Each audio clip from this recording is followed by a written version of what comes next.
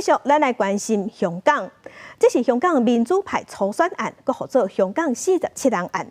这是香港国安法实施了后，防止控颠覆国家政权罪的案件。即马判决已经出来啊，45个人内底，上重的有45个人拢互判刑，上重的判10年。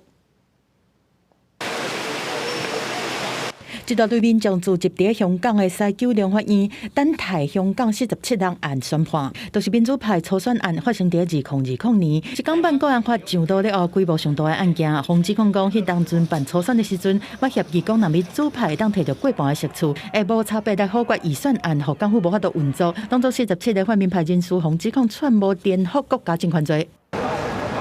落尾是45个人互判刑，刑期4年到10年。其中香港大学法律学院的前副教授戴耀廷，互看作是主谋，嘛是第一级的首要分子，互重判10年。前香港众志秘书长黄之锋，互列作是积极参与者，判4年8个月。对这种判决结果，香港辩声青年是大骂讲，不管被告敢有认罪，还是纠正，拢无法度来改变判决。香港的司法独立已经乌有去。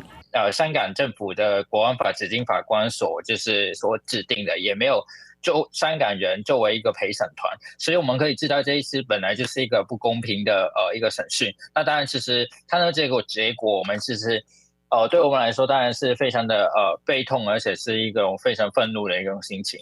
香港47人案变作香港第一件颠覆国家政权罪案件。方小天讲，有真侪人还未审判确定，都已经互羁押到3年。中国提出国安法，透过大规模的判刑，抬价架构，政治迫害就敢若是港版的228，要阻挡香港的民主运动。学者认为讲，台湾爱会记得香港惨痛的教训，看成中国政权未当相信。这样的一个香港一国两制，它的政治的破产，让台湾老百姓明显的看到，中共这个政权，它不是一个值得信任的政权。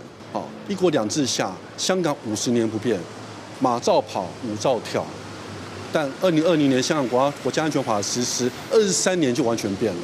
我们呼吁香港政府应该保障自由人权，停止对民主派人士的政治打压。总统府回应讲，会持续声援香港，透过香港人道援助关怀行动专案来提供支持。嘛谴责中国拍50年未改变的承诺，证明一国两制不可行。刘委会是呼吁港府停止政治打压，把关押的人士放出来。记者综合报道。